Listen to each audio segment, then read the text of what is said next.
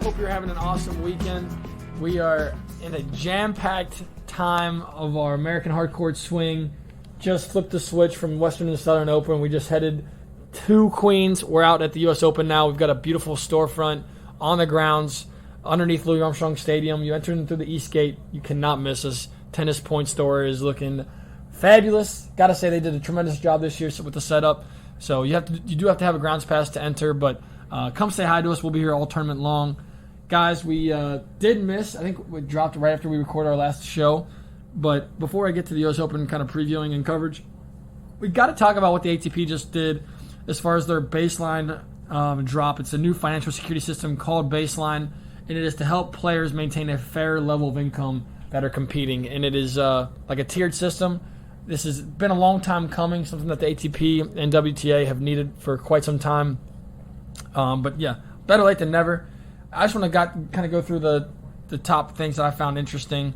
But yeah, so Pillar 1 is the first criteria they knocked out, which is just a guaranteed base income. This is for players that are ranked inside the top 250. So for the 2024 season, if you are inside the top 100, you will receive a minimum $300,000 of a base salary.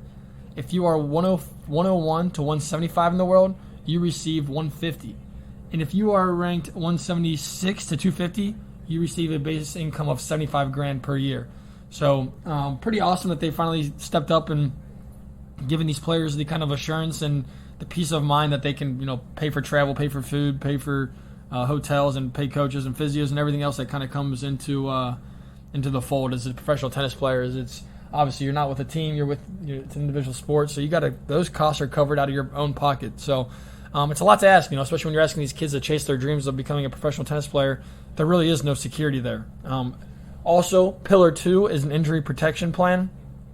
So if you play less than 9 events across the ATP Tour and Challenger circuit, this will kind of help you in a great way. The threshold is at $200,000 for top 100 players, $100,000 if you're inside the top 175 to 101 range, and then a $50,000 if you're 176 to 250. So this is all taking place in 2024.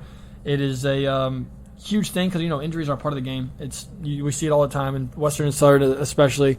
How many matches did we see guys go shake hands early, or women? I mean, it was across the board. It was so many people pulled out early of that tournament, and I think that just goes to show that. This is a very physical. It's a grueling grind for the whole year. There's not a whole lot of off season in tennis right now, so I think this is a huge deal. And then, last but not least, Pillar number 3 is a newcomer investment.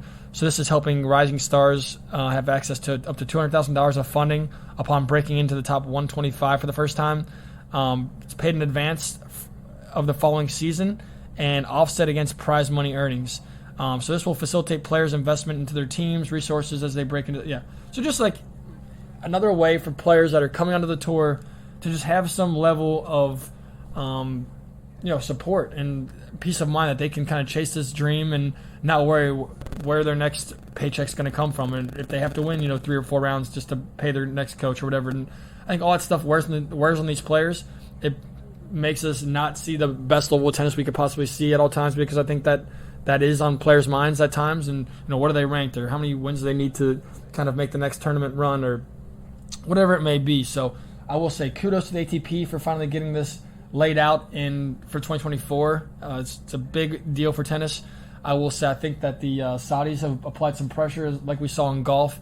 I think tennis did not want to be caught kind of between a rock and a hard place and kind of let the Saudis go in on it first. So great that they kind of laid this plan out there. It looks like it's going to help like a lot of the future talent that we're going to see coming on the circuit. So shout out to the ATP. That's all I've got on that. I think that was just something that we've wondered if that would happen for a long time now, and it's great to see that's finally here. As far as U.S. Open goes, I was shocked to find out that if you lose round 1 at the U.S. Open in 2023, you will take home a check worth $81,500. That is incredible. I mean, Wimbledon is only paying $70K, Roland Garros is $75K, and Aussie is $69K. So U.S. Open is the place that you can make the most bread if you're a tennis player at the Grand Slam level. And in total, the prize money for the U.S. Open singles, 128-player draw, is $4.7 million. The prize money for doubles is $7.1 million, and that is significant. I mean, in comparison, shout out to Will Busek who laid this out on Twitter. The total prize money for this week's PGA tournament, 50 players, which is 70 players less, is $20 million. So the money is there, the financing is there. People are supporting our game. It seems like at a level that, I mean, people were always wondering, when the big three was kind of fading away. I mean, obviously Novak is still a strong presence is a top player in the world, but the other two are gone as well as Serena. People kind of wondered, where would tennis fall? Is it going to fall to the mainstream circuit? Does not look like that's the case. At least you go to the U.S. Open's prize money pool. That is pretty significant. But guys, I know you're here. You guys want to talk about U.S. Open, previewing the main draw. I can't wait for it. It is a loaded slate, starting off with round one matchups that I'm looking forward to. It is going to be an epic showdown. I mean, starting off with the qualifiers in the U.S. Open, I was blown away by it's free here, obviously, at the U.S. Open, so a lot of the fans are getting a world-class experience. Walking on there, you pay for parking like $40, and you're in the grounds and you're watching unbelievable tennis. So qualifying was amazing yesterday.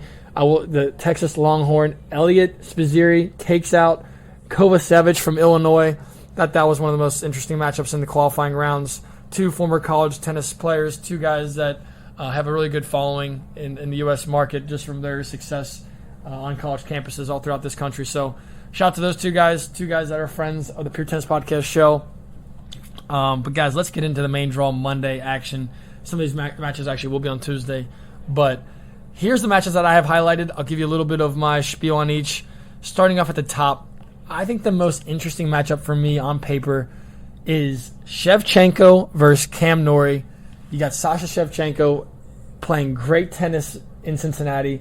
Didn't quite have enough against Sonego, but I thought he brought a great level just on the fast hard courts. I thought he just continued to show his improvement. The young fella, I believe, just 22 years old, ton of game, a lot of talent, firepower, anticipates extremely well, has a good feel for the game. I think he reads the game really well. And then he's got Cam Norrie, who is in a bit of a funk, to say the least. I think Cam Norrie has struggled with his confidence. We've seen him just take losses that we have not seen him take the last few seasons. Just the guys that he's used to just kind of overwhelming with his quality of ball off both wings. He seems to just be in a little bit of a vulnerable place right now, especially on a fast, hard court against a guy with some weapons. Shevchenko not scared to take a cut at the ball. This is an opportunity for both players. Shevchenko to get an upset, Norrie to kind of right himself and get his confidence and get his mojo back on track. Obviously, he was a top 10 player not too long ago, and I think people kind of wonder, did he kind of plateau? Did he hit a wall? What's kind of happened here? I think this is a great match and a great tournament for us to kind of see where Cam Norrie is at this current stage of his career and kind of where we can see him kind of to look forward to in 2024. Next matchup I've got circled is Arthur Fils versus Tallon Griekspoor. This matchup should be electric. Two great athletes. Arthur Fils is a young Frenchman, 18-year-old kid, great athlete, moves really well, powerful, compact, really good on clay. I think he could be good on a hard court. It might take some time. I'm not sure this is the year we see him break out on a hard court, especially given how fast it is up here in Queens. But the kid's going to fight, and I just like the way he carries himself. He always seems like he's in an upbeat, just kind of his mentality seems like he's always ready to compete, and he seems like he loves just being out there on the court and kind of battling. And I think he's going to go against a guy like Tallon Griekspoor. We saw Tallon Griekspoor make the final in D.C. We also saw him battle Tiafoe in Cincinnati. His level has been exceptionally high. He's a top 30 player for a reason. Griekspoor has he continues to ask the question throughout the matches. I mean, he's not going to overwhelm you with like incredible shot making or anything, but he's just so solid off the ground. Solid server, can return. Sticks to returns pretty well. Just a tricky customer. I think Griekspoor will take that matchup, but I think that's a matchup for fans to watch. I think it goes for sure. We got the battle of two Yonex guys. We got Yoshi Nishioka with the V-Core. We got Stan Wawrinka repping the new Percept in the next matchup I'm watching for. Stan, coming off a really nice summer, made a finals on clay where he lost to Popyrin. He also had a good run in Cincinnati where he took out Tiafoe. before he fell to Max Purcell, the Australian. Stan is looking sharp. I think, at 38 years old, nothing is, I would say no first rounder is going to kind of come easy at that stage in his career, but this could be a matchup. Yoshi doesn't have the weapons, I don't think, to push Stan too far beyond the baseline. I think Stan can kind of keep his positioning firm on the court and should be able to kind of take some hacks at the backhand, take some cuts at the forehand, and push Yoshi around the court. I do look for Stan to win this match in probably 3, maybe 4 sets, but I think it's going to be some really fun exchanges. I think it should be some long rallies, one for fans to definitely watch out for in round 1. Next, we got Yannick Hoffman against Jannik Sinner. This one, I think Sinner takes this one. I do think he for sure takes this one, but Hoffman is tricky though. Definitely, I think he's better on natural surfaces. I think he's begun to start to find a little bit more confidence on the hard court, but I just think this is a fun matchup on paper. I think Sinner is obviously much more ready for success at this stage in his career. Obviously showed it last year with his level against Carlos.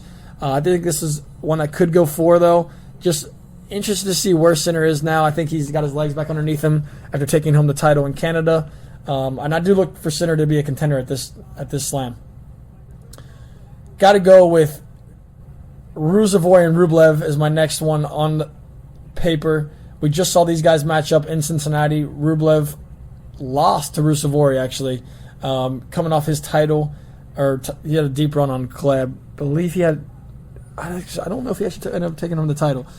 But Rublev was playing on clay courts deep into August, which surprised me. So came into Cincinnati definitely not with fresh legs. Ruusuvuori took advantage of that. And I think Ruusuvuori, people have made this comparison before, but I mean, he is we'll say, I don't know if you guys are familiar with the RC Cola back in the day. He is like the RC Cola version of Jannik Sinner. He's got, compact ground strokes, can take hacks off both wings, pretty fluid mover. He's not the best athlete, but he's good enough. He can move pretty well. He's got, I wouldn't say like any part of his game is huge, but he's just really steady off both wings. His serve is solid. It's really hard, I would say, to kind of just overwhelm him with power. But if one guy's going to do it, I think Rublev could rush him and speed him up. And I think Rublev gets him, but I think it's going to be a 4-setter. I got one that I think this is where you see my first lock in. I'm locking in my first upset of the draw here. You've got Karen Khachanov versus Michael Mmoh. Mmoh is notorious for taking out big seeds at slams, it feels like, this past season. Felix and Zverev are the latest victims. I think Khachanov is the next victim here. Khachanov is coming off an injury, did not play in Cincinnati. I watched him practice in New York yesterday.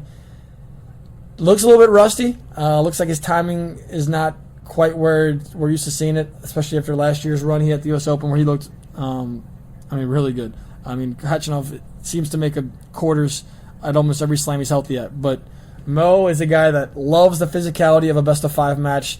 He's like, physically, he's ready. Michael Mmoh is going to be ready. He's going to be playing with the crowd behind his back. He's got just the athleticism and the forehand and the serve to cause problems. And I think once he gets that crowd into this match, this is where Khachanov, with a little bit of rust, is going to see some trouble. I think you guys can look for Michael Mmoh to take out Karen Khachanov. Next up, you've got... Oh, this is tough. I've got 5 more matches circled. I don't want to go through all 5 of these. I think we got to try to stick to the top dogs. So I'm going to go with Felix Auger-Aliassime versus Mackenzie McDonald in my next matchup. Felix has been struggling mightily to find his flow. Not the player that we thought he would be at this stage in his career. I know he's only 23 years old, but this was a guy that we thought would be a top 10 player year in and year out for at least this part of his career. I just thought he was so athletic, so much firepower. What can't Felix? It looks like, what can he do? It's like he can't construct points. That's where he's falling apart these days. But he had, like, when you look at him, you're like, why is this not going his way? He cannot seem to put together a week of good tennis in a row. I know he beat Berrettini in Cincinnati. If you guys watched that match, that was not an impressive performance from either player. So I think that was kind of like in one way, like a kind of fake confidence. I'm not sure that actually gave him anything that he is going to kind of hold his hold his coats on and kind of at least anything tangible there. That was a sloppy performance. But McDonald playing very good tennis. He did end up pulling out of Cincinnati with an injury. I hope he's healthy because he was playing at a high level, and I think McDonald will have a great chance to do what he did against Rafa Nadal, take out another top seed. And Felix, really not a top seed anymore. Should be a top seed. What is he? I think he's, 20th now? And yeah, last matchup I've got Stefanos Tsitsipas versus Milos Raonic. Raonic is making his comeback on the tour after a successful Toronto tournament where he took out Tiafoe. I think Tsitsipas could slip up here a little bit, drop a set. He better be careful, though. I wouldn't get Raonic too comfy. Hopefully, because if Raonic takes the first set and starts to sniff a one in the second or gets to a breaker in the second set, you could see Steph get into some trouble here. I do think Tsitsipas takes this one in 4 sets, but I'm definitely keeping my eye out on this one. And last but not least, I've got Zhang versus Wolf. 2 really fun athletes to watch. I think Wolf is desperate for a win or two here, just kind of to get his confidence back after losing the first rounds of a couple tournaments here as of late. I think this was is a big one for him. Zhang is not the guy that you want to probably draw if you're Wolf in the first round, just because he's also got weapons, and this is a popcorn matchup, I think, from both sides of the court. Zhang is a big dude, 6'4", hits the ball really, really well. I think you're going to have to just make him – I think Wolf is going to have to make him defend on his backhand wing and kind of press up and wait for that inside-in forehand. But really, I mean, Wolf is going to just consistently have to lay on that backhand. I think Zhang is going to – that's where you're going to find him to kind of cough up the most errors. And I think Zhang, on the other side, is going to have to make Wolf beat you from different points in the court. Don't let Wolf sit back at the baseline and just tee off on the forehand, but make him kind of move forward, side to side, and see what kind of variety he can handle. It's a loaded first round of action. Those are just a few of the matchups that I've circled. I've also will be keeping my eye on Humbert versus Berrettini, Hurkacz versus Husler, Fucsovics versus Korda, and Leonard Teen, the Kalamazoo USTA 18s Nats title winner this year. Back-to-back titles, actually, as he takes on Tiafoe in the first round. Those kind of round up the matches I'm watching for on the ATP side. It's going to be a loaded freaking tournament. I mean, you guys just know that the energy in New York is like nothing else in our sport. So we can't wait to see what unfolds. We will be back with a second round kind of preview, first round recap, I'm sure, here soon. Hope you guys have a great weekend. And if you guys have anything else for us to talk about, any matchups you guys want us to preview or talk about, message us on the Pure Tennis Podcast. We're always checking our messages. Love hearing from you guys anyway. And if you guys are in New York, say what's up. Bye.